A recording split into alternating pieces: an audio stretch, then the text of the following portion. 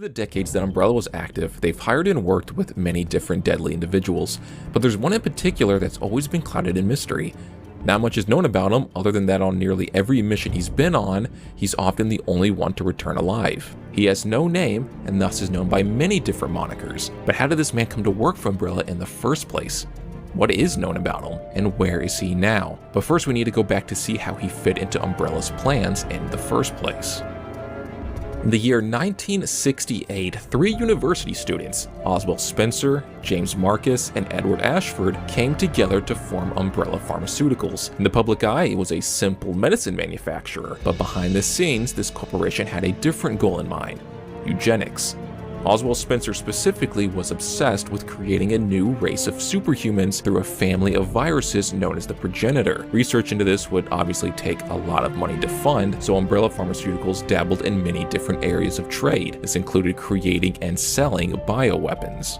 As Umbrella Pharmaceuticals grew and their research became more valuable, invaders became a more serious threat. Needing to protect themselves, but also their secrets from the public, they started employing their own paramilitary. This included the Umbrella Biohazard Countermeasure Service, or the UBCS, and also the Umbrella Security Service, or USS. The USS specialized in defending key Umbrella facilities, like the Arklay Laboratory, but they also did covert operations. These missions could end with the USS detaining or outright killing any individual that the leaders of Umbrella thought were a threat to them and their research. When the USS actually formed at Umbrella is unknown, but the first record of an assassination mission from the USS happened in 1988, just over 20 years after the creation of Umbrella Pharmaceuticals. This mission came from none other than Oswald Spencer. Who was the unfortunate target?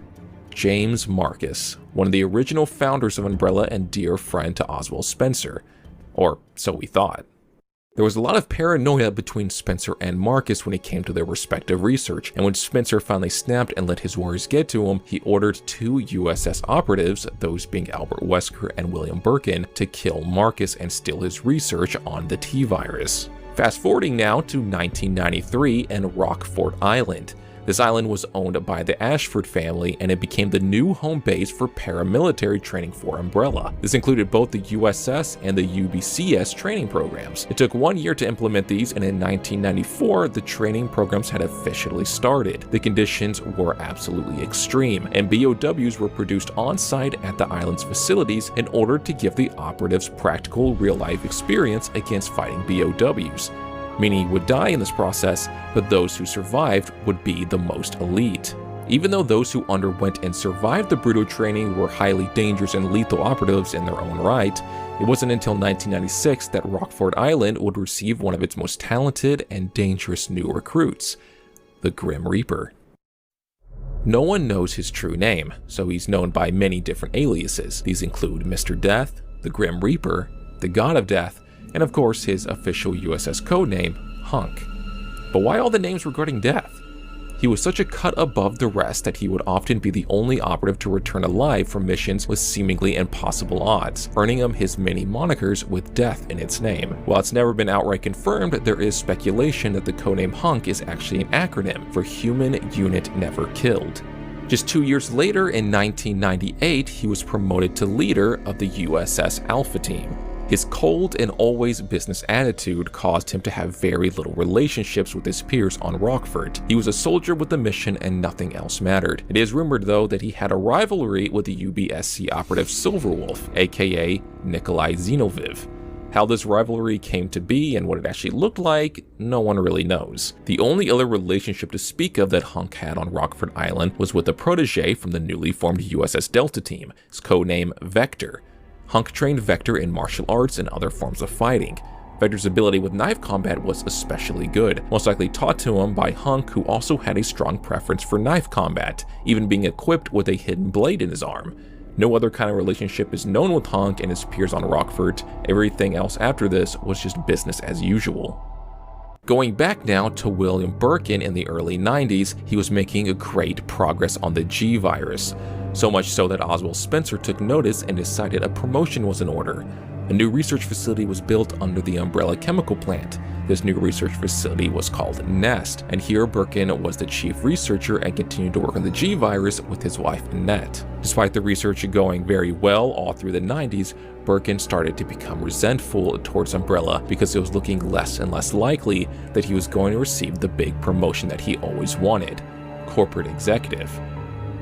In 1998, the T-virus broke out in the Arklay Mountains and infected many people and places in the surrounding area, including the Umbrella training school that Birkin was in charge of reopening. Realizing that they've lost complete control of the facility, Birkin and Wesker made the drastic decision to have the place destroyed. Umbrella wasn't too happy about this. They were upset that the entire facility is now gone, and they blamed both Birkin and Wesker for losing control of the facility in the first place. This caused bad relations with Birkin and Wesker with Umbrella.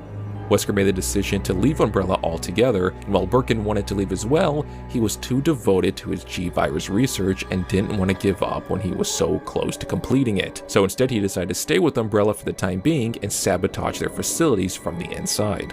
Knowing he would need to go somewhere safe after he left, Birkin made a deal with the US military behind Umbrella's back.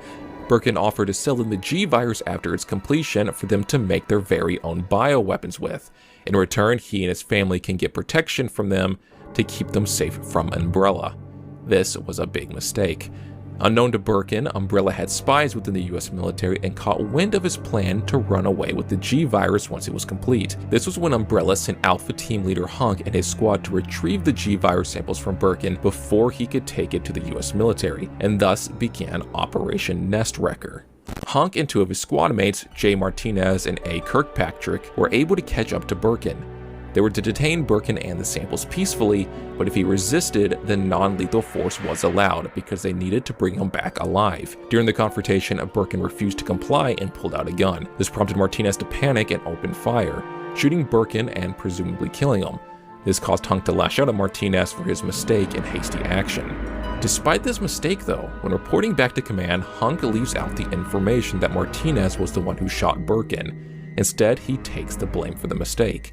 This shows that Hunk really cares for his team despite his cold demeanor.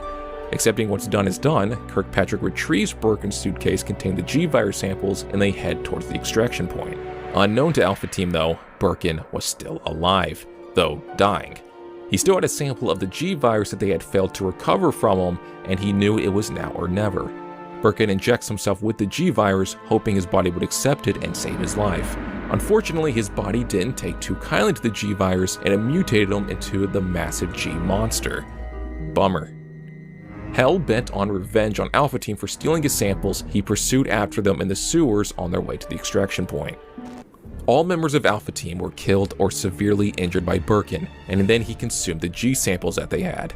The suitcases didn't just have the G samples though, it also had the T-virus samples as well, the same virus that James Marcus was researching when Wesker and Birkin killed him and stole his research. Rats in the sewers consumed the destroyed samples of T-virus and spread the disease through Raccoon City's water system. In just one short week, over 100,000 citizens of Raccoon City were either killed or turned to zombies. The US military blockaded the city, keeping anyone from getting in or out. They claimed this was to protect the rest of the world, but in reality it was to cover any evidence that they had with their involvement with Birkin's G-virus and their goal of making their own bioweapons. During this 1 week period, only one member of Alpha Team survived, the Grim Reaper. How exactly he survived for a week in Raccoon City isn't known, but given his extreme combat prowess and experience with fighting BOWs, it is not too surprising that he'd be able to survive in the chaos. The operation may have seemed to be a failure, but the mission objective is always a top priority for Hunk. He was able to save a small sample of the G-virus from Birkin after the attack. All he needed to do was find a way out of the Raccoon City blockade and return it back to Umbrella HQ. That opportunity would come sooner than he thought, but with strings attached. After that 1 week period of survival in Raccoon City, Hunk was laying low in the sewers beneath RPD. It was most likely safer down there than the chaos happening above ground. That's when Hunk received a very important call. The only other surviving member of Alpha Team, the extraction pilot, codenamed Nighthawk. He was finally able to patch through to Hunk and explain to him that he's here to extract him. He tells him to meet him at the front gate of RPD for extraction, with one little catch. The outbreak in Raccoon City caused an emergency meeting of Congress, where the president decided to launch an experimental thermobaric missile at the city. wiping clean everything in Raccoon City, as well as any evidence that the US military had involvement with Umbrella. This plan was already set in motion, and Hunk had roughly 15 minutes to make his way from the sewers to the front gate of RPD. The race began, both for completing his mission, as well as for his life. After fighting his way through a horde of zombies and BOWs, and even facing off with the T-00 Tyrant, Hunk was able to escape aboard Nighthawk's chopper, thus making Operation Nest Wrecker a success. There was something interesting that happened during these moments of escape though. At one point when things aren't looking too good, Hunk tells Nighthawk to leave without him. This is another moment of selflessness from Hunk, where he shows genuine care for his team above the mission. Maybe he felt responsible for the events that led to the outbreak in the first place, and felt no more of his team should die for his failure to lead the mission. Whatever the reason may be, it was a rare moment of concern from Hunk.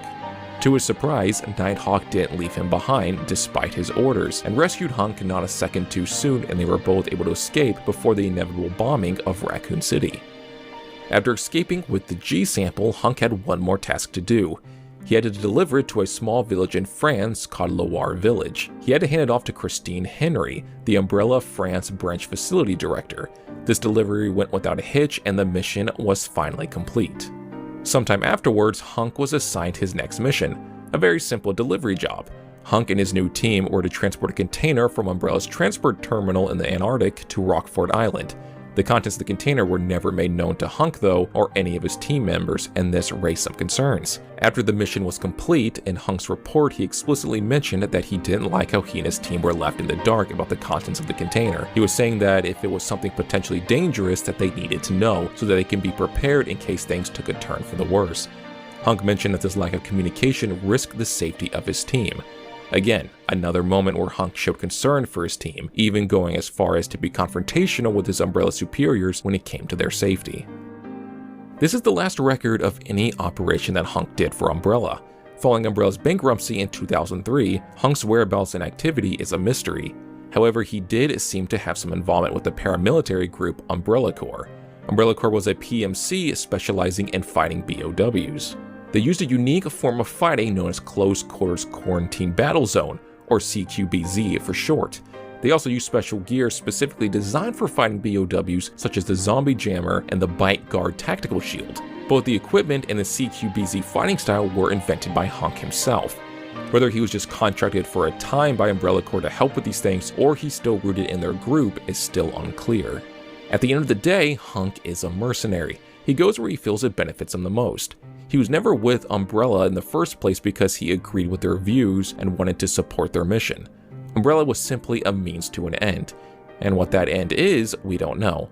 It could have been something material, such as money, that he was after, or it could have been something more philosophical, such as fulfilling a purpose in life. Whatever it was that Hunk was after, it wasn't something specific to Umbrella, and he could seek out those same means from somewhere else in the world.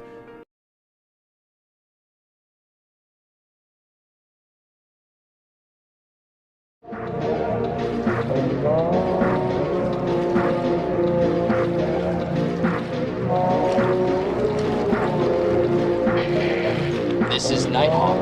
Come in, Alpha. Alpha, do you read? Nighthawk, this is Hunk from Alpha Team.